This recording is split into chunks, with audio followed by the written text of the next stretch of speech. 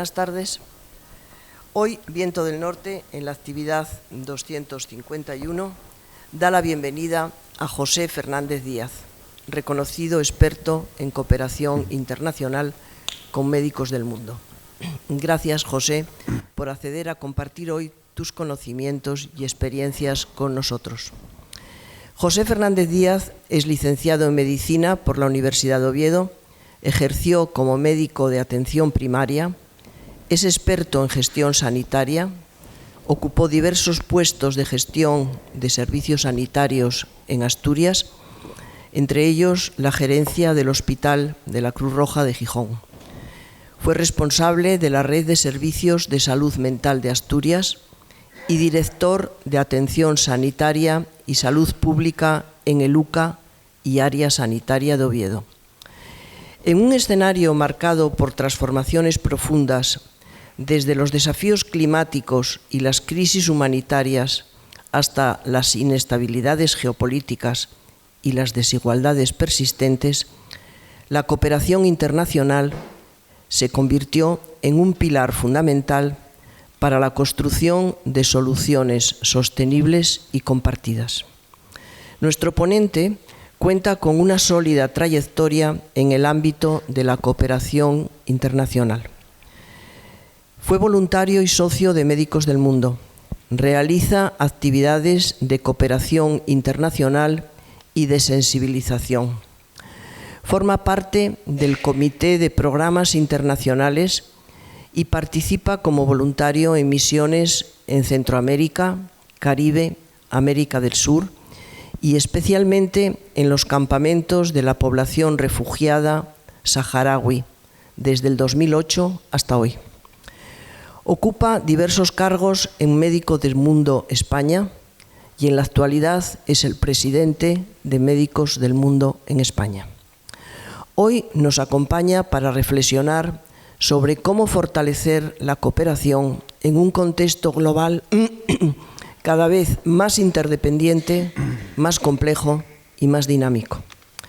Su intervención nos va a permitir comprender mejor los desafíos y oportunidades de la cooperación internacional en este siglo XXI. Muchas gracias, José, por acompañarnos y muchas gracias a todos ustedes por asistir a esta actividad. Gracias.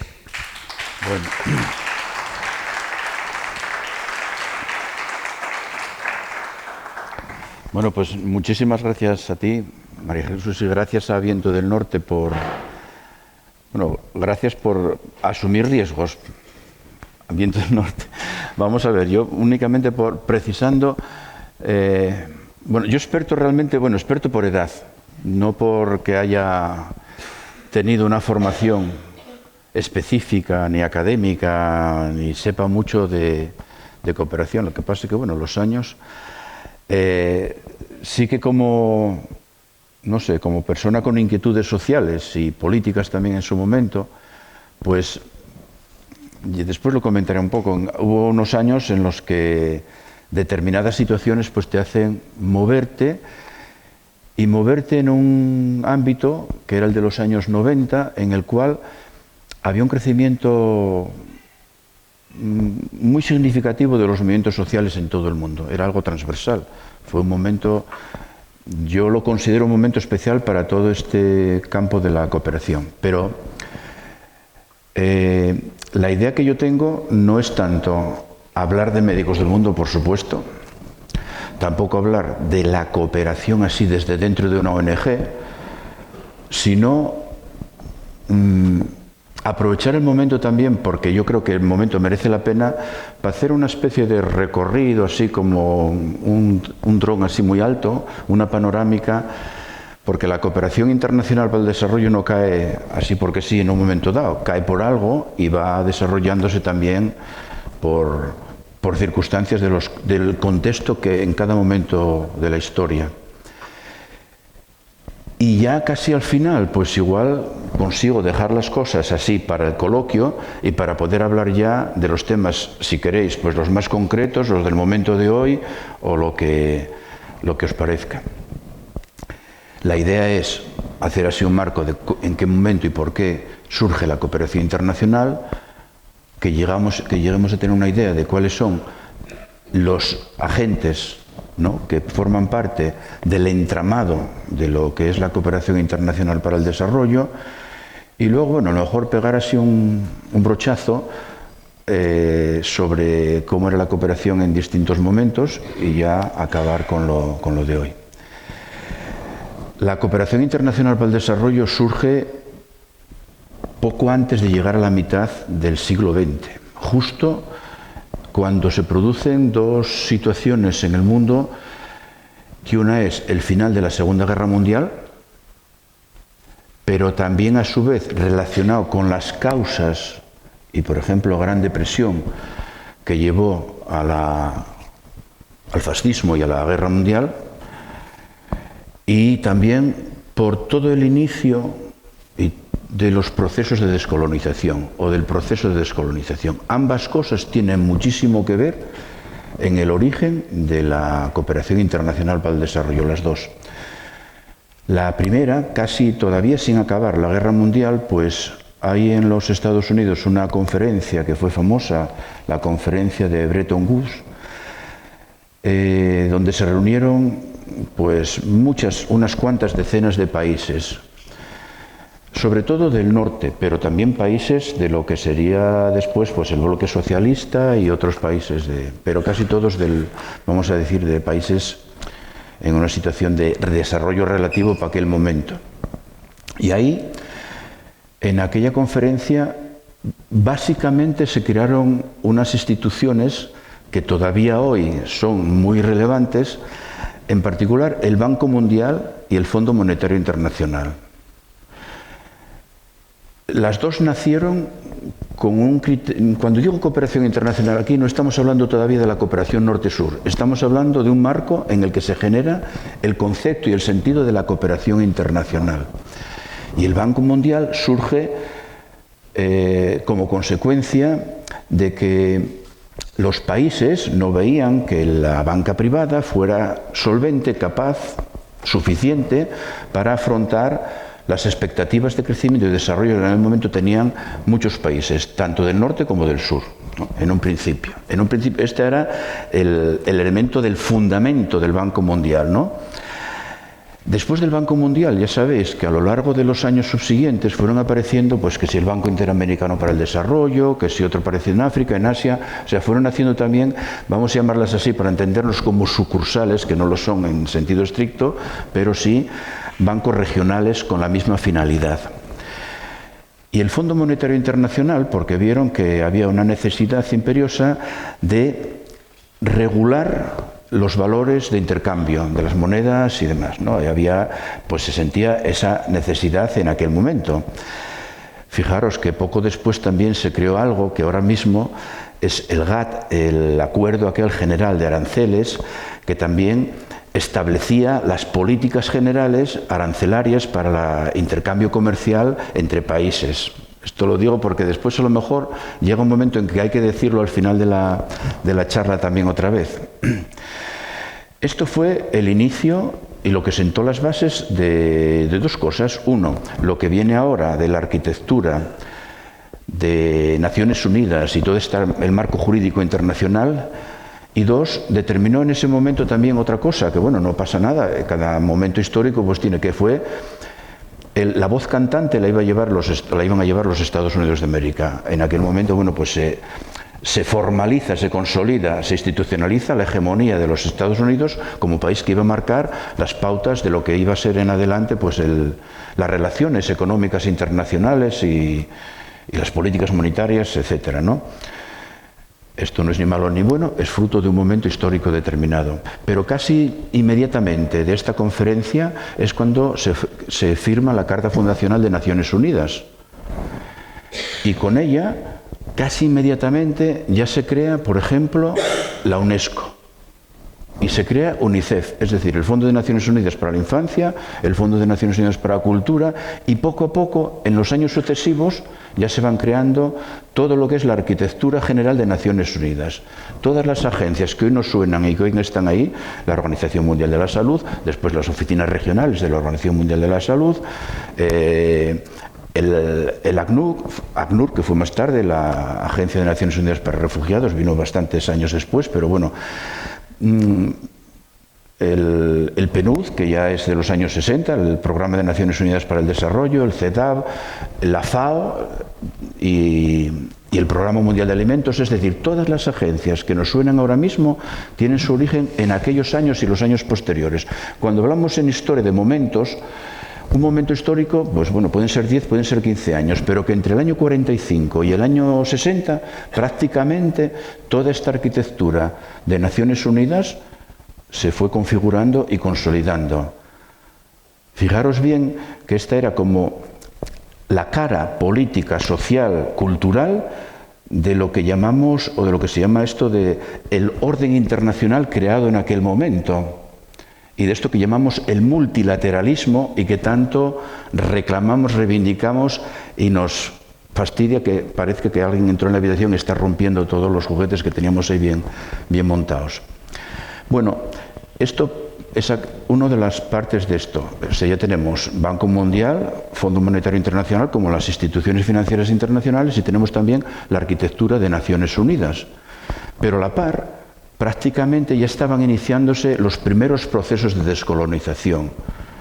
En la India, en Ghana fue el primer país de África, y fueron, o sea, y progresivamente lo mismo, vuelvo a insistir en esto, no todos se producen a la vez, pero hay un periodo temporal en el cual se van produciendo las emancipaciones de todas las colonias, ¿no? Fundamentalmente estamos hablando en este momento de África, otras habían sido antes, en América Latina, pero de África y de Asia, ¿no? Y junto con los procesos de descolonización, pues ocurren dos cosas. Por una parte, aparece de una forma, con una significación, porque después es un término que fue resignificado negativamente, peyorativamente, que es el tercer mundo. El tercer mundo surgió como una denominación reivindicativa de los países en procesos de descolonización, diciendo, estamos aquí. Y era un movimiento de 110 a 120 países en aquel momento. Y pusieron este nombre por alternativa a lo que era el primer mundo, el mundo capitalista desarrollado, y el segundo mundo, que era ya el bloque socialista, el bloque dependiente de la Unión Soviética. Y de ahí llamaron tercer mundo, que de aquello también vino aquel movimiento de los países no alineados posteriormente, pero es importante cómo los países del tercer mundo en aquel momento sí dicen, cuidado, vale todo lo que dice el Fondo Monetario, vale lo que dice el Banco Mundial, pero queremos que se atiendan nuestras necesidades de desarrollo. Ya tenemos tres agentes, unos económicos, otro la arquitectura de Naciones Unidas y ahora el movimiento de los países recientemente que iban teniendo de la descolonización. Y prácticamente también en paralelo, pues surgen este mundo del humanismo, los principios humanitarios, los principios de la solidaridad, la ayuda, etcétera, con un componente muy asistencial, pero aquí juega un papel muy importante, no la Iglesia, las iglesias, vamos a decirlo así, porque las primeras ONGs prácticamente fueron ONGs de carácter religioso. ¿Y por qué? Porque cuando estaban en misiones y en esto y en estas actividades se dieron cuenta que no bastaba con la evangelización. Había que atender otras necesidades de las comunidades en las que estaban trabajando y de los países en los que estaban trabajando. Y es así como se genera ahí un movimiento, e incluso hubo dos encíclicas que son en los manuales de la cooperación internacional como de referencia. Una fue de Juan XXIII y otra fue de Pablo VI. Y me parece, si no me equivoco, que las dos pueden venir como de los años 60 aproximadamente, ¿no? O 70. No sé si lo de Pablo VI ya fue posterior. Sí. El caso es que a la vez que surgen estas organizaciones no gubernamentales, ya eran ONGs y se llamaban de esta manera, de carácter vinculadas a las iglesias, también aparecen ONGs, un movimiento también humanitario, con principios de solidaridad y demás ya de carácter laico. E incluso algunas también vinculadas a movimientos políticos o sindicales del norte. Y todo esto se va produciendo también en esos mismos años. Y cuando llegamos prácticamente al año 1970, pues todo esto que ya las ONGs que nos suenan hoy, las grandes, ¿no? Ya estaban constituidas en aquel momento. Y con un poco de retraso sobre el movimiento de los países del tercer mundo, el movimiento de las ONGs, a principios de los 60 los estados empiezan a crear sus agencias públicas de cooperación. La primera fue la canadiense, que me parece que fue en el 60. Pero fijaros, la siguiente fue la USAID, la agencia estadounidense para la cooperación internacional, la que ahora clausuró Donald Trump. Y esta viene del año 61 justamente, ¿no? Y ya a partir de ahí, pues Suecia, los países nórdicos, Francia, etcétera. Bueno, también en Europa, en el año 56, o en aquellos años 50, fue como el primer paso que se dio hacia la Unión Europea con aquellos tratados que firmaban Francia, Alemania, Italia, y que también dieron lugar a movimientos, vamos a llamar, de cooperación internacional o de relaciones especiales con sus excolonias, ¿no? Pero de todas maneras también ahí tiene su origen la cooperación europea. Pero a lo que iba, todos los países van generando sus agencias oficiales de cooperación. Y junto con esto, también en Naciones Unidas se crea lo que fue el germen de lo que es hoy el Comité de la Ayuda Oficial, que tenía otro nombre, no recuerdo en este momento, pero se crea también este comité que es como el espacio donde todas las agencias ponen dinero para hacer la ayuda multilateral para la cooperación. Es decir, de ahí se nutren los fondos de Naciones Unidas para unas cosas y para otras. Y de ahí se computa toda la ayuda oficial de desarrollo. Es decir, antes de los años 70, y como consecuencia de esto que acabo de decir, ya estaban todos los actores de la cooperación internacional del desarrollo que hoy conocemos todavía. Las agencias financieras internacionales o instituciones financieras internacionales, Naciones Unidas y toda la arquitectura para la cooperación, las asociaciones de países de tercer mundo, llamaban así en aquel momento. Luego, si veis ahora mismo, cuando hablamos de tercer mundo, ¿a qué nos suena? A subdesarrollo, a infradesarrollo, a desastre, a pobreza. Es uno de estos nombres pervertidos, resignificados en sentido peyorativo, ¿no? Porque no nació con esa idea. Y después están las agencias de desarrollo, las organizaciones no gubernamentales. Es decir, eso es lo que conforma, lo que configura la arquitectura del desarrollo. Y cuando digo esto no lo digo por decir, por ejemplo, mi organización es una organización mediana, ¿vale? Pero en Médicos del Mundo hablamos de relaciones con otras ONGs. Podemos tener desde fondos directos que nos pueda poner en nuestras manos, manos unidas, que ha ocurrido, como tener, por ejemplo, contrapartes locales en países de Centroamérica que son pastorales católicas. Y trabajamos allí con ellas en proyectos de salud sexual y reproductiva, por poner un ejemplo. O, por ejemplo, ir en consorcio con otro tipo de organizaciones que son complementarias, con Pharmamundi, o con Save the Children, o con cualquier organización de carácter educativo. Es decir, vamos así. Y luego, en cuanto a otro tipo de relaciones, Médicos del Mundo se nutre, por ejemplo, de cooperación descentralizada, la cooperación de las autonomías, pero es que también recibimos fondos de la cooperación estatal, pero también de otras agencias de cooperación de países internacionales. Tenemos financiaciones de Canadá, de Estados Unidos, teníamos de Noruega, de Suecia, de la cooperación alemana, de la cooperación japonesa. Es decir, es verdad que este tipo de... Y luego participamos incluso de fondos globales que genera el Banco Mundial. O sea, que quiero decir que esta arquitectura que yo defino es algo en la que de verdad se transforma en relaciones y en interacción entre unos agentes y otros. Cada agente tiene su punto, su espacio, cada agente tiene su rol, cada agente tiene su cuota de poder, y no es la misma, por supuesto, la que podamos tener organizaciones de la sociedad civil como la que pueda tener el Banco Mundial. Esto es obvio y es evidente, tampoco hace falta explicarlo mucho, pero ahí hay una interacción y una relación dialéctica que es lo que al final da los resultados que se están dando, y en distintas etapas de la historia pues hay un peso mayor de unos agentes o de otros. Pero me interesa mucho resaltar esto, porque cuando se habla del multilateralismo, esta es una de las caras del multilateralismo. Esto es lo que ocurre, y ocurre de verdad. O sea, nosotros también nos relacionamos con todas las agencias de Naciones Unidas. Y podemos estar relacionándonos con agentes de Naciones Unidas en el Kurdistán sirio a la vez que en los campamentos saharauis o en cualquier otro contexto, pero de forma habitual, cotidiana, con UNICEF, con el Programa Mundial de Alimentos, con ACNUR. Somos socios, partners en muchos proyectos de este tipo de... O sea que ahí hay una interacción, una relación entre todos estos agentes.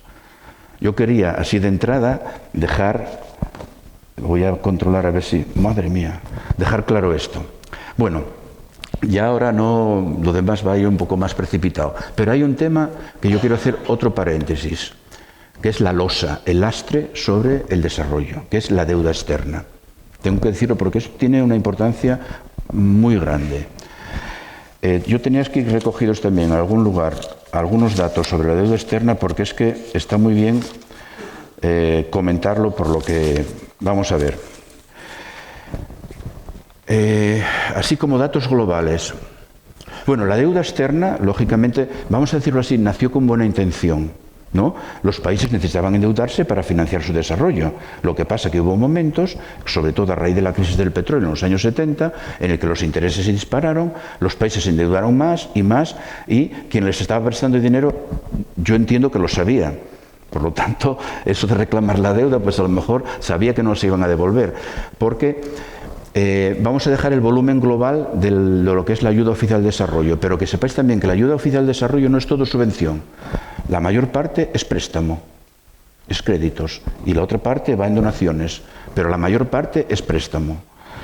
Es decir, que hay que devolverlo y tiene una carga de intereses. El caso es que hoy por hoy, por ejemplo, por dar así magnitudes, el pago de los intereses de la deuda de los países, en este caso yo saqué, porque estaba así en un informe de Naciones Unidas, me parece que son 64 países, son 900 y tantos mil millones de dólares anuales. Todo el global de la ayuda oficial al desarrollo del mismo año es la quinta parte de eso, que quede claro. Es decir, no llega a 220.000 millones.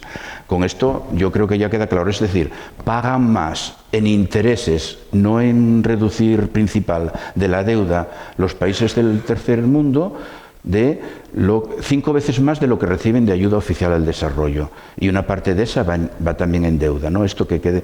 Y luego esto representa para estos países algo así como el 10% de su PIB. La sanidad en España representa el 9% del PIB, la educación el 5, no sé cuánto. Pero, por ejemplo, la deuda externa de España pues es un 2,5, algo así del PIB, si no me equivoco. Estamos por ahí, ¿no? Para que veamos las comparaciones y cómo... Es decir, que la deuda es como una losa puesta encima de los países empobrecidos que limita y lastra su potencial de desarrollo. Por eso yo quería hacer el paréntesis sobre la deuda externa porque me parece imprescindible dejarlo claro. La deuda, además, todo el mundo sabe que no es, o sea, esa no se va a reponer, es imposible, es inviable, no hay manera. Lo que pasa que sí ha servido, por ejemplo, en los años 80 para imponer pues ajustes estructurales de estos de la austeridad en los países menos desarrollados, vamos a decirlo de esta manera. Bueno, luego, hecho el paréntesis, visto así, yo tengo un apego especial por la cooperación de los años 90, pero en los años 80 hubo dos circunstancias que fueron importantes en todo el tema de la cooperación y para las ONGs. Uno fue que hubo países que se declararon insolventes, entre ellos México. Es decir, los años 80 fueron los años de la gran crisis de la deuda externa. Fue cuando hubo muchos movimientos sociales que surgieron reivindicando la condonación, reivindicando la desaparición de la deuda externa. Y la otra parte fue que hubo una secuencia de situaciones en África que fueron los años de las grandes hambrunas en África. Esto en los años 80. Y los años 90 fueron unos años de explosión de los movimientos sociales. Y aquí tengo que volver a nombrar otra vez también al componente de las organizaciones religiosas, porque ahí fueron sobre todo las comunidades de base en países de América Latina y en África las que también dieron un punto de inflexión desde el punto de vista de ya no era la ayuda, la asistencia, Se reclamaban muchos aspectos relacionados con los derechos humanos, los derechos al desarrollo. Es cuando empezaron a trabajarse todos los temas de igualdad entre mujeres y hombres y el papel de las mujeres en el desarrollo. Se rompió con el criterio del desarrollo humano, del desarrollo basado solamente en el PIB, y fue cuando se introdujeron, por ejemplo, indicadores como el índice de desarrollo humano, la satisfacción de necesidades básicas, la participación política, la participación social. Es decir, fue ahí una especie de vuelco con un enfoque de derechos humanos que pegó todo el mundo de la cooperación. Y ahí toda la cooperación, es que es curioso, pero toda la cooperación, a veces se trata de como de fragmentar las cooperaciones por elementos de carácter ideológico, y no es cierto. No es cierto para nada. Primero, en terreno no hay ninguna duda, estamos a un piñón, pero en general cuando tú analizas la evolución te das cuenta cómo estos cambios son bastante transversales. ¿Por qué? Porque son los contextos históricos los que marcan también las pautas, ¿no? Y estos años 90 fueron de verdad muy generosos para todo lo que fueron las dinámicas de construcción y de respuesta, de innovación, de reto para los movimientos sociales y para todas las ONGs y de cualquier tipo y de cualquier carácter. Desgraciadamente, también en los años 90, pues explotaron situaciones como la de que se produjo alrededor de los Grandes Lagos en Ruanda, con aquel genocidio y que bueno, se venía cocinando en todos los años previos, pero la explosión de violencia como aquella realmente se recuerdan pocas, porque allí fueron asesinados como 800.000 personas o 1 millón de tutsis por la etnia Hutu, y después vino la revancha, y ahí fue que la mayor parte de los desplazamientos de los refugios correspondían a la etnia Hutu. Pero bueno, todo esto, si se analiza el papel de los países, todavía los que fueron coloniales en aquel momento de allí, Bélgica, Francia, Estados Unidos, o sea, esto fue que se cocinó perfecto. Y luego ocurrió en Europa otra cosa que también fue importante, la guerra de los Balcanes. Esto fue todo de los años 90. Fueron años duros para las ONGs, en particular, por ejemplo, a Médicos del Mundo. Fue cuando sufrimos el asesinato de 3 personas en Ruanda y de una en Bosnia, ¿no? O sea, que fueron años de verdad, por una parte, muy ricos en desarrollo y por otra parte también del incremento de los riesgos que hasta entonces no conocíamos las organizaciones no gubernamentales. Y bueno, ¿qué nos pasa ya ahora? Pues ahora mismo, a partir de los años 2000 hay cambios, y entonces estamos viendo o sufriendo el impacto del cambio climático. El cambio climático que se refleja, por ejemplo, en cosas, por una parte, sequías y hambrunas, en otra, inundaciones o fenómenos de estos atmosféricos que producen, en general, desplazamiento de grandes contingentes de población. Es decir, una parte de los movimientos migratorios que en el mundo están determinados por el cambio climático, ya, esto es evidente. Y la otra parte también está porque todo este tema que comentaba de la deuda externa, del empobrecimiento de los países, etcétera, lo único que ha hecho y que está haciéndose patente en los años ya de este siglo XXI es en que se incrementa la brecha entre el norte y el sur. Se está incrementando, esto es otra evidencia, y cada vez las bolsas de pobreza y de imposibilidad de supervivencia pues son mayores. Entonces, es decir, hemos pasado en muy pocas décadas, por ejemplo, ACNUR, de tener bajo su amparo 20 y pico millones de personas a tener casi 300 millones de personas, en muy pocos años, en poco más de una década. O sea que esto, los grandes movimientos de población y los itinerarios migratorios es uno de los fenómenos actuales, igual que todas las consecuencias de las catástrofes como consecuencia del cambio climático y también de los conflictos violentos. O sea, la violencia fue en el siglo XX, fue antes y lo está siendo también ahora. Y también lo que ocurre que ahora mismo, yo antes no nombré a la Cruz Roja, al Comité Internacional de la Cruz Roja, porque lo estaba dejando ahora, porque una de las cosas que estamos sufriendo las ONGs es que estamos teniendo que desplazar nuestros proyectos de lo que era la cooperación para el desarrollo a la acción humanitaria.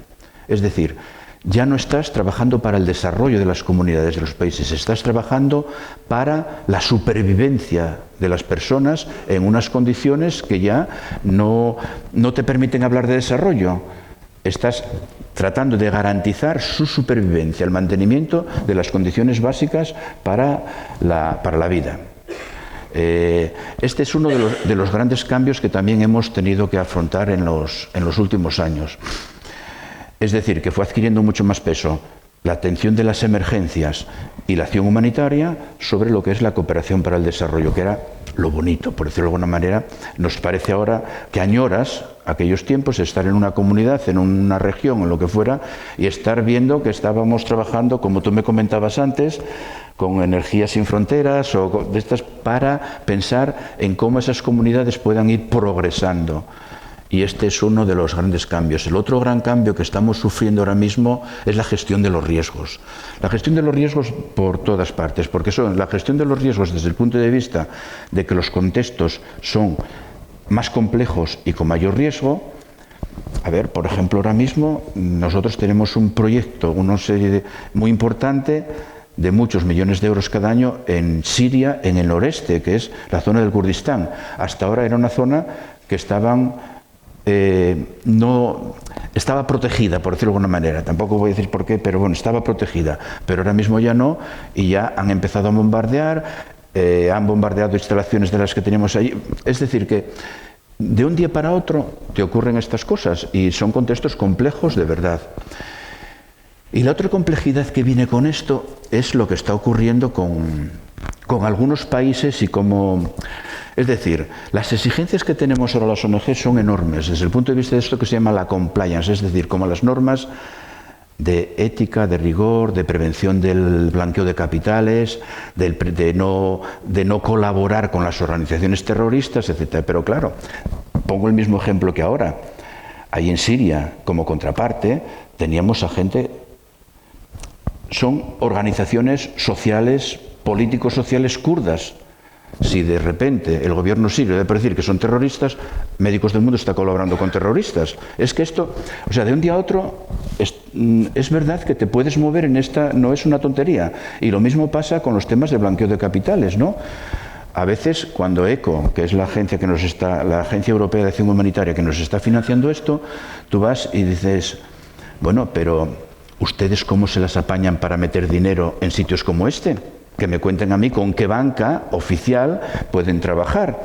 Entonces, trabajas con agencias intermediarias. No son ilegales, pero no son banca al uso. Es otra cosa. Te comen un 10 o un 15% de lo que metes, pero esto funciona de esta manera. No, pero funciona en muchos países. No es un sitio ni dos, son muchos contextos los que... Es decir, que esto, por una parte, te incrementa los costes administrativos de la gestión de las intervenciones, y por otra parte, te están transfiriendo una serie de riesgos a ti, a las organizaciones, y cuando ellos mismos no lo hacen así tampoco, porque es un poco esta doble moral o esta hipocresía que pueden tener las instituciones que están financiando los proyectos de las ONGs, ¿no? Y el tema de la inseguridad, pues cada vez también es un poco mayor. Y luego, además de esto, te limitan lo que se llaman los costes indirectos, son los costes que se supone que la organización tiene no para hacer la ayuda directa, sino de soporte, de los costes para mantener las estructuras, y esos también te los reducen. Y además han ido reduciendo progresivamente la ayuda. Es decir, en estos momentos sí que es cierto que hay una situación comprometida para los movimientos sociales, organizaciones sociales que estamos trabajando en cooperación o en ayuda humanitaria. Y además, y ya con esto termino, parece que llegó el elefante al garaje y coge y hace saltar por los aires pues todo esto que he estado comentando de lo que es la arquitectura del multilateralismo, la arquitectura de la cooperación, a tomar vientos, ¿no? Y bueno, no este viento del norte precisamente, pero es que es lo que está pasando ahora mismo. O sea, lo que nos pasó, por ejemplo, lo que le pasó a la UNRWA en Palestina, que es también el otro gran riesgo que tenemos ahora, que por un quítame ya estas pajas acabas perdiendo la reputación, y si pierdes la reputación lo pierdes todo. Porque ya la gente no te da, las agencias no te dan, y es muy como decir usted. Y entonces esto, basta esto que dije antes, de lo del terrorismo. O sea, por una circunstancia como esta, dice, no, es que Médicos del Mundo colabora en el Kurdistán con los terroristas kurdos. Y tú a callar, porque yo cómo me defiendo de esto. Es imposible defenderse de esto. Hay que rogar para que no pase, ¿no? Que es otro de los grandes, de las cosas que marcan la situación de la cooperación internacional del desarrollo ahora mismo. Y luego también está, por último, que lo dejo aquí abierto para el coloquio, pues el tema del voluntariado. A ver, de un tiempo a esta parte, por ejemplo, la pandemia marcó una inflexión, la DANA marcó otra inflexión.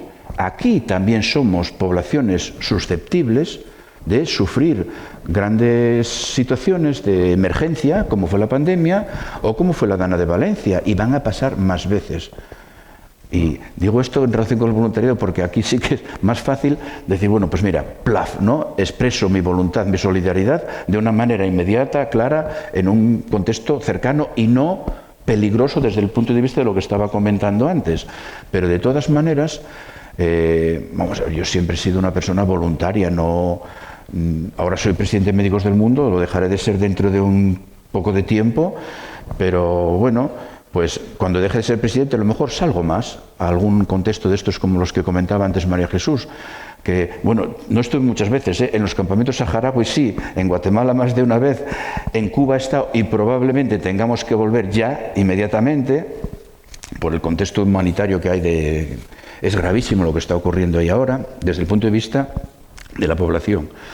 Pero bueno, que espacios para el voluntariado en las ONGs sí que los hay, pero a veces no este sentido romántico que mucha gente se imagina del voluntariado. No hay tantos sitios para que un enfermero o enfermera, un médico o una médica salgan mañana. Tiene que ser pues una emergencia, tiene que ser, por ejemplo, que estamos en los campamentos saharauis, sitios donde hay actividad asistencial directa. Entonces sí, pero si no, no. Y por ejemplo, mi perfil, que yo siempre me he dedicado a gestión, pues igual encuentro más espacio de trabajo en la cooperación como voluntario en muchos, porque organizar es necesario en todas partes. Y si sabes de la gestión sanitaria y de organizaciones y demás, pues bueno, siempre tienes esa capacidad añadida, pero pienso que hay espacios para voluntariado también aquí, haciendo cosas como la que yo estoy haciendo ahora, simplemente también, bueno, pues sensibilizar, explicar, compartir, difundir, divulgar, ¿no? Y hacer porque las cosas vayan cambiando también aquí, que falta tenemos de tomar conciencia del mundo que nos rodea. Aquí, dentro de lo que cabe relativamente, hoy por hoy, ya veremos, porque esta de la incertidumbre es tal, pero la diferencia que tenemos con relación a tantos sitios que tanto yo como algunas de las personas que estáis aquí podríamos describir es como abismal. No, esto os lo puedo asegurar. Y bueno, pues no sé, yo creo que lo dejo aquí, abrimos el coloquio, porque es que me parece que me extendí demasiado, ¿no? Sí, ¿no? No. Pues nada, abrimos así un poco de coloquio, si os parece, y ya seguimos charlando de lo que queráis. Muchas gracias. No, bueno, no hace falta que Tan interesante, pues si me indican, me acerco con el micrófono. ¿Se oye ahora? Muy bien. ¿Alguna cuestión quieran comentar o preguntar? A mí me interesa que nos cuentes cómo es posible encontrar gente disponible y que quiera ir a esos lugares. Me imagino ahora marcharte a Gaza, por ejemplo. No, bueno, a Gaza ahora no es posible. Bueno. Directamente no nos dejan. Pero habría gente para ir a Gaza. A ver, yo conozco gente del periodismo y del fotoperiodismo que asumen mucho más riesgo que asumimos la gente de las ONGs, porque hay mucha gente que va sola, en el sentido de que son freelance, ¿no? Que van con lo puesto y allá va. Nosotros vamos con una cobertura organizativa y con protocolos de seguridad y en unas condiciones que de entrada son, vamos a ver, seguras. Partimos de que son seguras y tenemos nuestras formas de protegernos. Luego, el caso ahora mismo de Palestina, a ver, yo no estuve en Palestina y sé que hay gente que ha estado en Palestina, pero os puedo asegurar que las veces que caen bombas, no ahora, vamos a decir antes del de octubre del 23, cuando caía una bomba, la bomba iba donde estaba previsto que fuera. No se desviaba ni 2 metros. O sea, quiero decir que el ejército de Israel apunta bien y sabe dónde tira. Si era el tercero derecha, la bomba iba al tercero derecha de tal edificio. No iba ni al tercero izquierda, ni al cuarto, ni en ningún sitio. Sabían y además, nosotros, por ejemplo, en este caso de Palestina estaba como cuadriculada y con una especie de coordenadas. Y entonces siempre decían, ustedes pueden trabajar hoy aquí, hoy aquí, hoy aquí, mañana allí, mañana allí. Y siempre tenías que comunicar. Había un espacio ahí de coordinación con el ejército de Israel en el que tú le decías, vamos a trabajar en tal sitio. O sea, quiero decir que, a ver, que incluso ahí pues había unas condiciones de seguridad, desde el punto de vista de la seguridad personal, ¿no? Luego ya pueden pasarte accidentes, puedes coger una infección, puedes coger yo qué sé, pues paludismo, vale, pero es que eso va como dentro del... no es tampoco... pero no vamos tan... Yo creo que hay mucho mito en torno al tema del riesgo, ¿eh? Sinceramente, lo digo de verdad, que no es por animar a nadie ni por quitarle valor a lo que se hace, pero no es tanto riesgo. Yo quería preguntar otra cosa, sí. Si no hay nadie que quiera preguntar. En el tema del desarrollo, ¿qué pasa con los proyectos, con el mantenimiento de los proyectos que se hacen en los países? Porque una de las críticas era esa, que hacer algo se hace, pero después, ¿quién se ocupa de que eso siga funcionando, que tenga un mantenimiento? Sí, mira, cuando comentaba lo de los años 90 en relación a la cooperación de los años previos, las ONGs fuimos siendo conscientes, vamos a ver, asistes y es bueno, curas y es bueno, construyes una letrina y es bueno, pero fuimos dándonos cuenta también de que había que generar capacidades propias en los sitios donde estabas, ¿no?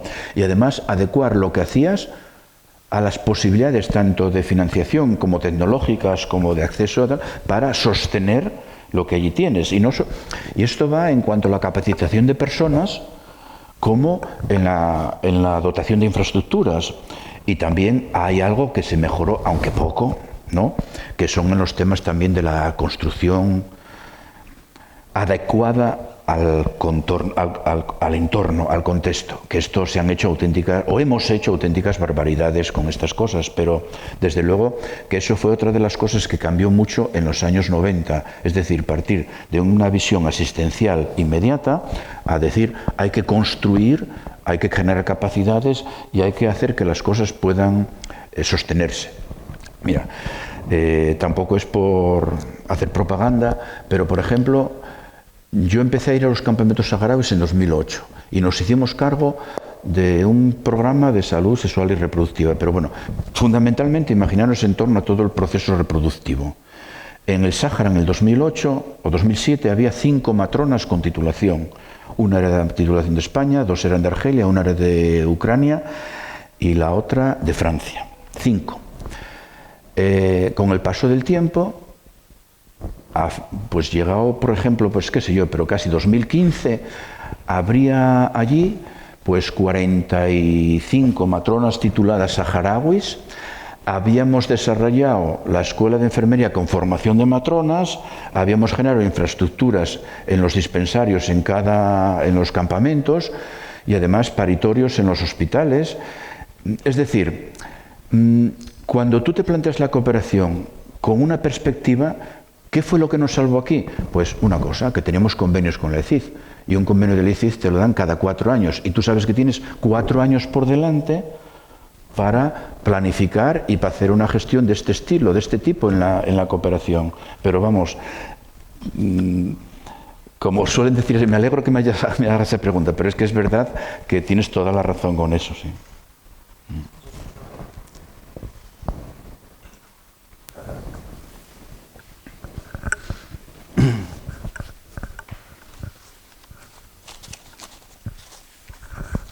Buenas, José. Enhorabuena por tu exposición. Pero nos has dejado desolados, ¿eh? Una deuda del 10% del PIB que suponen solo los intereses. Eso es inasumible completamente. Hubo un tiempo en que esto estuvo muy en el candelero, en la prensa, pero desde hace decenios se oye muy poquito. Es que es imposible salir de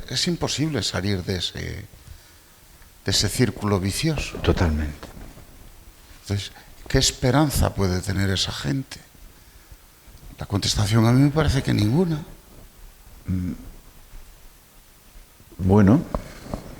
Bien, si la hay, sí. Mejor, desde luego. Yo sé, porque antes me comentó María Jesús que tú has estado también en Benín. Sí, bueno, sí. Sabes, tenemos a veces lo que decíamos antes del tercer mundo, y esa especie de mirada sobre el tercer mundo despectiva, de imposible, incapaces, incompetentes, corruptos, empobrecidos, la miseria, y sabes de sobra que bulle la vida en cualquier lugar al que vas, y las expectativas pues también. Yo me encontraba allí buenísima gente. Claro, es que es lo que nos pasa cuando es así. Entonces, a ver, yo creo la deuda es un instrumento de dominio. Desde esto ya salgo de la visión fly de la cooperación y vamos. Realmente creo que el norte está muy poco dispuesto a renunciar a casi nada.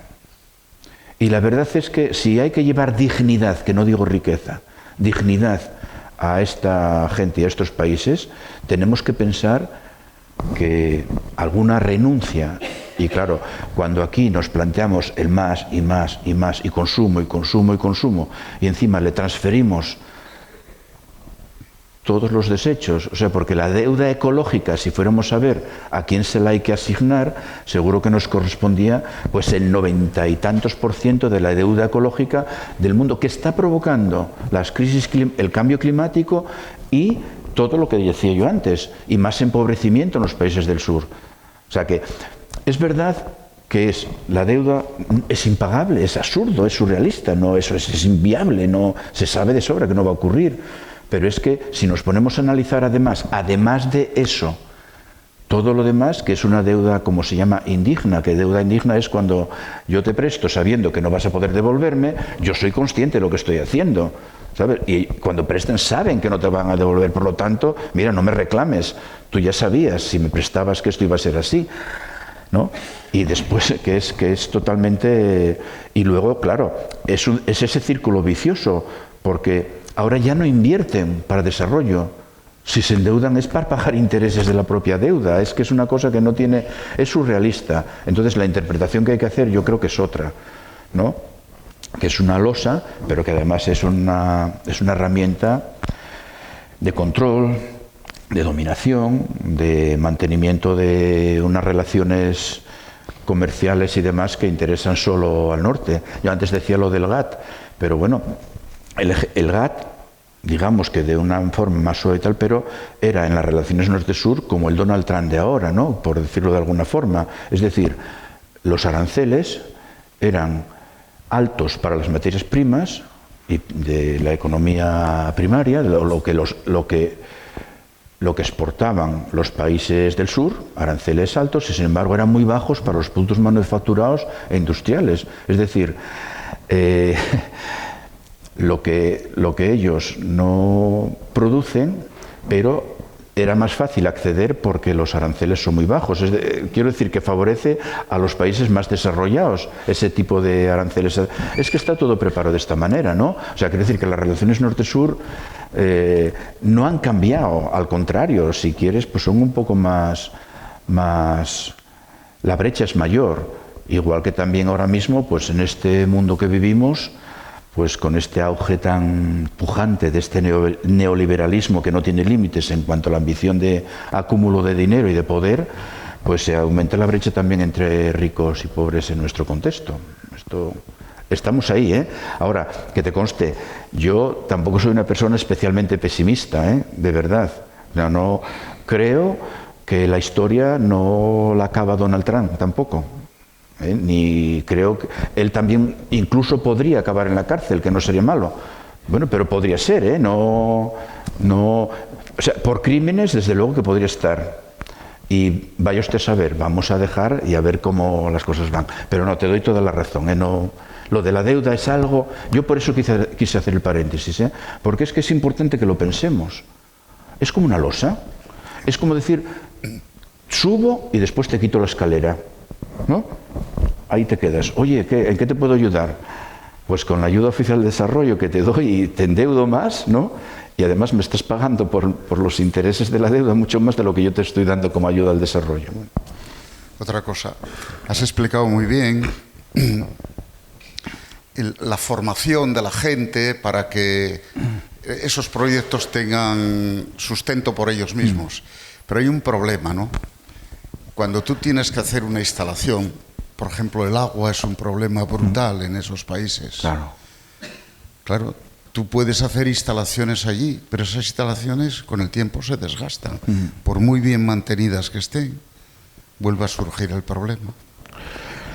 Ya, pero también te digo, yo creo que, a ver, la continuidad en lo que es la ayuda, la cooperación, debería de mantenerse. Tú no has resuelto el desarrollo de esa gente por mejorarles determinadas infraestructuras o mejorar condiciones higiénico-sanitarias de su entorno.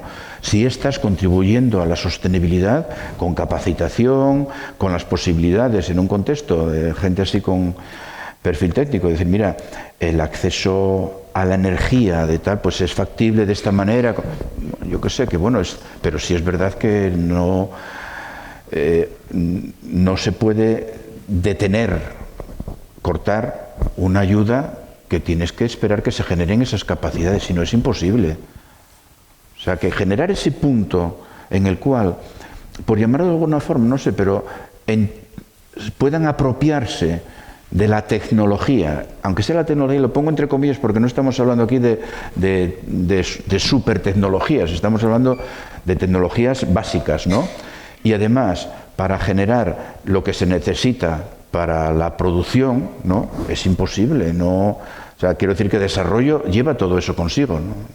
Si es desarrollo, claro. Gracias. Claro.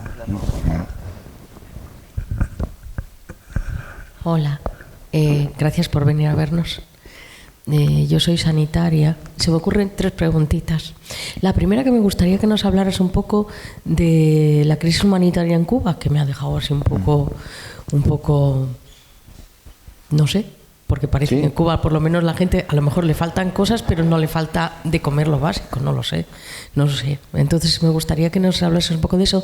Luego, otra cosa que se me ocurre es, si a ti te parece práctico, por ejemplo, nosotros, como yo soy pediatra, los programas como Vacaciones en Paz, que atendemos todos los veranos, pues a los niños saharauis, las enfermeras de pediatría, los pediatras, en el fondo es un poco de cooperación. Si te parece que tiene alguna practicidad o alguna repercusión en la vida de los niños de los campamentos. Y luego otra cosa que me gustaría saber, 3 preguntas, es si todavía en África existen bolsas de pobreza que esté vinculada a morir de hambre. Si los niños siguen muriendo de hambre en este mundo, que me parece la cosa más terrible que se me ocurre. Gracias. Sí. Se muere mucha gente de hambre, se mueren muchos niños de hambre en muchos países africanos ahora mismo, ¿eh? O sea, no, es que la malnutrición aguda severa es uno de los problemas más comunes y más transversales yo te diría, pero en la mayor parte del Sahel, en toda la África subsahariana, en el Cuerno de África. ONGs como la mía, que no tenemos una especialización en esto, tú ves que tienes que trabajar nutrición, pero malnutrición aguda severa, y ya no te digo la malnutrición crónica, con carencias, ¿no?, que van lastrando el desarrollo infantil, por ejemplo, ¿no? Pero sí, claro que se muere gente de hambre. Es que yo siempre me pregunto, ¿qué eso que es tan básico y tan brutal, ¿por qué no mejora? Yo creo que lo hemos estado comentando a lo largo de la charla y ahora también. O sea, no, la brecha cada vez es mayor y además ahora mismo añades todo esto, lo que te estaba... El tema del cambio climático no es una tontería para este tipo de países, ¿eh?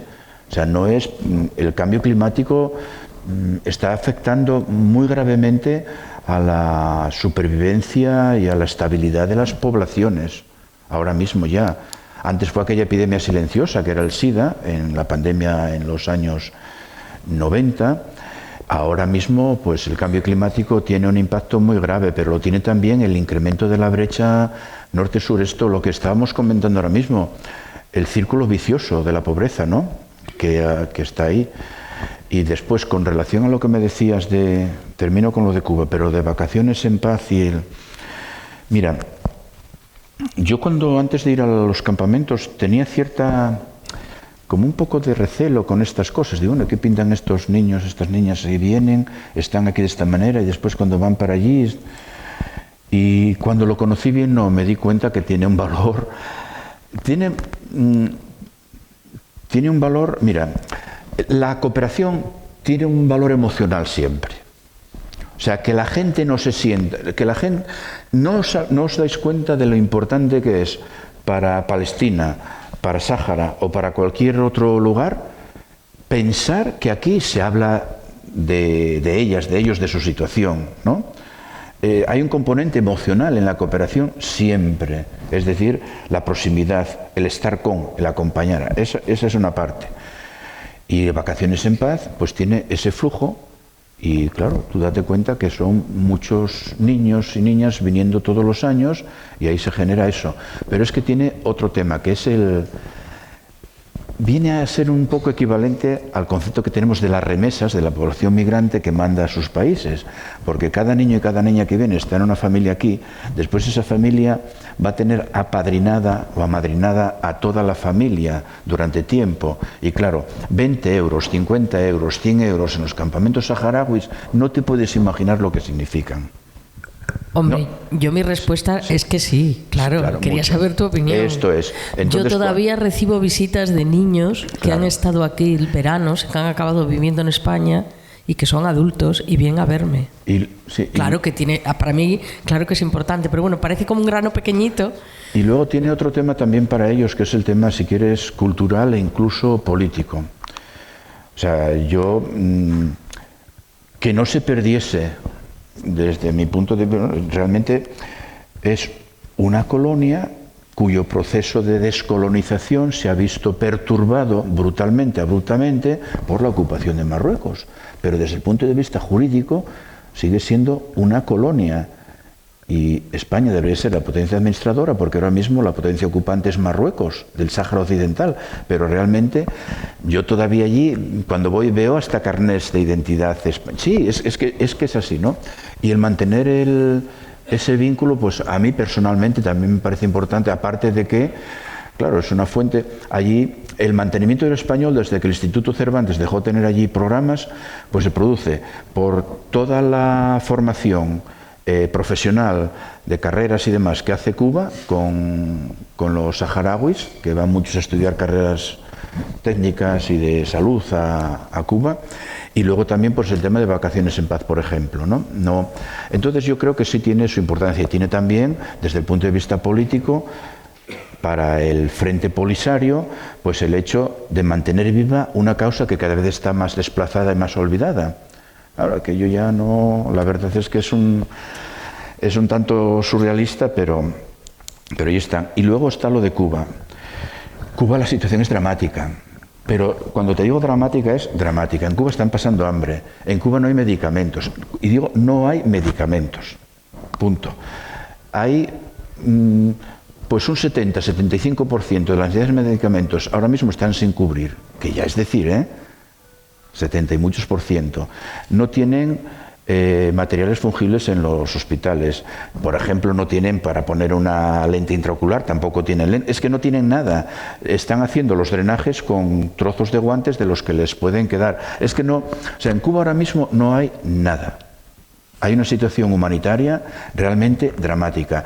Y solamente ahora, fíjate, de hace poco más de un mes hacia esta parte, yo llevo como, no sé, pero igual un año insistiendo en que hay que buscar la manera En Cuba ya tuvimos proyectos en los tiempos del VIH y tuvimos otro tipo de proyectos también. Ahora mismo no teníamos nada. Y entonces, aprovechando lo del huracán Melissa, pues hicimos un trabajo de diagnóstico y tal en las provincias orientales que eran las más afectadas. Y ahora sí tenemos un proyecto. Y cuando antes estaba yo que nosotros tenemos acceso a financiaciones, ahora mismo ese proyecto, probablemente la primera financiación que tengamos sea de Canadá, porque fue la primera cooperación que abrió, ahora España también la tiene, convocatorias de ayuda humanitaria para Cuba. Y ahí está nuestro proyecto y seguramente que lo van a financiar para ir a Cuba. Pero está, o sea, no hay, es que no hay, o sea, es una situación de verdad, es una situación de crisis humanitaria grave, la que hay en toda Cuba ahora mismo. Muy importante, vamos, no increíble, pero es así. Claro, no tienen, por una parte, es que a veces se oyen decir lo que significa el bloqueo, pero es que en Cuba no está entrando combustible ahora mismo. O sea, no hay combustible para que funcionen los hospitales. No lo hay, sencillamente tienen unas cuantas horas de posibilidades de tenerlo, pero no está de verdad que la situación humanitaria de la población cubana en este momento es horrible. Y mira que Cuba, como digo yo, de los países en los que estuve, si alguno sentí que sentían proximidad con España, ese fue Cuba, el que más, de todos los que conocí, la verdad. Digo de la parte de allí, hacia acá, pero bueno, está así.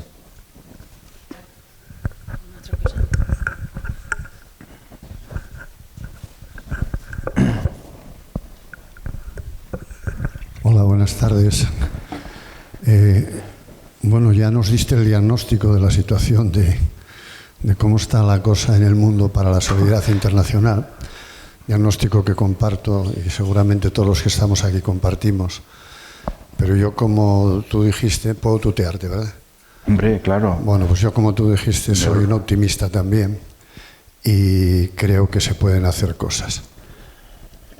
Por no entrar a detalles pormenorizados de situaciones concretas, cuyos ejemplos vemos cada día en las aperturas de los telediarios, en todos los medios de comunicación, pues a mí me gustaría ir a una pregunta un poquitín más personal, a una reflexión más personal de qué podemos hacer desde Luarca hoy, en febrero de 2026, para tratar de echar una mano en todo esto. Y yo veo que la solución está en muchos pequeños detalles. Había una frase que me impactó publicitaria, yo provengo del mundo de los medios de comunicación, pero había una cuña publicitaria cuando la crisis eléctrica, de suministro eléctrico, el petróleo, etcétera, etcétera, que decía que los pequeños gestos ayudan. El cerrar el agua cuando te cepillas la boca, el apagar la luz cuando sales de la habitación. Pues yo creo que también en el sentido los pequeños gestos ayudan. Y más allá del apoyo puntual que podamos hacer cada uno de nosotros ante las catástrofes que sobrevienen, que nos impactan, que las vemos en televisión y ante las que reaccionamos casi de inmediato con una aportación telefónica, etcétera, etcétera, a quien nos la soliciten, hay otras formas también de actuar. Quizás estas necesiten más de una reflexión más profunda, de un análisis más interno de lo que uno quiere poner por delante a la hora de sentirse bien en este planeta, que es el bienestar de tus semejantes. Y eso se puede hacer desde la perspectiva religiosa, agnóstica, política, sindical, desde la que tú quieras, porque estamos hablando de semejantes, no hablamos de diferentes. Dar ese salto en nuestra mentalidad puede ayudarnos también. ¿Cómo? Pues con estas manitas a la hora de introducir un voto en una urna. Porque a mí no se me ocurre otra solución para voltear la involución que está habiendo ahora mismo en el mundo, el auge de la plutarquía, las grandes fortunas, destruyendo deliberadamente los resortes del poder y las estructuras del poder para tomarlas. Todavía Trump inauguraba ayer la mesa esta que cuesta $1.000 millones sentarse en ella, y se nombró presidente vitalicio en una clara afrenta a Naciones Unidas, porque se entiende que puede ser hasta un organismo paralelo. Bueno, pues este señor tiene viajantes en nuestros países de la vieja Europa, entonces pues por ahí también se podría tratar de acotar y tratar de significarse, comprometerse y por lo menos hacer frente a todo esto que viene, que no es menor, que no es menor. La solidaridad internacional, desde luego, es absolutamente necesaria, pero también la más cercana, la más próxima. Los umbrales de pobreza, la pobreza infantil en España está creciendo, estamos viviendo situaciones muy complicadas también y debemos practicarla también aquí, ¿no? Quizás una visión más comprometida de la vida y un poquitín más receptiva al problema de los demás, más solidaria, podría ser un buen camino para que de nuevo podamos ver la botella medio llena, porque ahora mismo con la que está cayendo yo la veo medio vacía, aunque creo que la vamos a volver a llenar, como las urnas. Sí, bueno, estoy de acuerdo, pero mira, lo de aquí de España ¿sabes lo que tenemos que hacer? Sobre todo, proteger todo este conjunto de subsistemas que llamamos estado del bienestar. ¿Por qué te lo digo? No va a haber sanidad para la gente que está quedándose al margen de la exclusión si el sistema sanitario público no es suficientemente potente, universal y accesible para que entre toda la gente. Y lo mismo te puedo decir del sistema de pensiones, de la educación y de lo demás. Fíjate, me parece más importante eso que esos pequeños gestos de decir que también hay que tenerlos, no lo sé, vinculados a la compasión, llámalo como quieras, ¿no? Pero porque esto es lo que ahora mismo está generando la ampliación de la brecha entre distintas clases sociales. Ahora mismo, como se decía, el ascensor social hoy sí que no funciona. Y esto es un problema también de este orden, ¿no? Bueno, llamamos de la política con mayúsculas también, ¿no? Luego, cuando decías lo de qué hacer, mira, a ver, son maneras de estar en la vida. Puedes ser indolente o puedes tener solidaridad y empatía son formas de andar por el mundo y de estar en la vida a lo largo del tiempo. Como digo yo, mira, en alguna trinchera siempre hay que estar, por lo menos en una, y si estás en tres, pues mejor que en dos. Pero es esto, eso son. Y luego está la otra parte, la componente emocional que decíamos de los pequeños gestos. Mira, yo tengo un ejemplo que es que a mí me emocionó cuando recibí correos de profesionales de la sanidad palestina, que es que te ponían los pelos de punta. Cuando cesaron los bombardeos, es que, porque nosotros, por ejemplo, ibas a un centro de salud y te dicen, mira, pongamos una pancarta, paren los bombardeos contra el personal sanitario y contra las instalaciones sanitarias. Eso, cuando se lo metes por un WhatsApp allá y lo reciben, no os podéis imaginar lo que está percibiendo esa gente. Digo, joder, es que en toda España están acordándose de esto. Y están con esto. Esa es una parte. Y la otra es también, porque mira, por ejemplo, ahora mismo estamos hablando de Cuba. Ahora tenemos que conseguir, pues aproximadamente, ¿no? Pero de 100 a 200.000 euros como para decir, mira, venimos aquí con esto. Y después de $500.000 a $1 millón para poder tirar un año haciendo lo que queremos estar haciendo allí. Bueno, nos va a costar trabajo rascar eso. Y yo no digo por Médicos del Mundo, a mí me da igual que sean Médicos del Mundo que cualquier otra organización que esté haciendo lo que hay que hacer, o lo mismo que las agencias de Naciones Unidas. El ACNUR hoy día ha perdido con el cierre de la ayuda estadounidense pues como un 40 o un 50% de los fondos que manejaba. Y ya dije antes que habían pasado de tener 20 millones de personas refugiadas hace 15 años a tener ahora cerca de 300. Entonces, bueno, esto cuadra mal también. O sea que sí que los pequeños gestos, pues claro que valen, ¿no? Los pequeños y los menos pequeños, pero claro que... Creo que va siendo la hora, así que lo vamos a dejar aquí. Muchas gracias, Pepe, bueno, otra vez vosotros, por estar acompañándonos, por las intervenciones del público y por su asistencia, como siempre. Y nada, les emplazamos a la próxima conferencia, que igual se podría enlazar con el tema, que lleva por título El futuro de la democracia, a cargo de Óscar Rodríguez Buznego, que es profesor de Ciencias Políticas en la Universidad de Oviedo. Así que les esperamos. Buenas noches y hasta entonces. Pues nada, muchas gracias.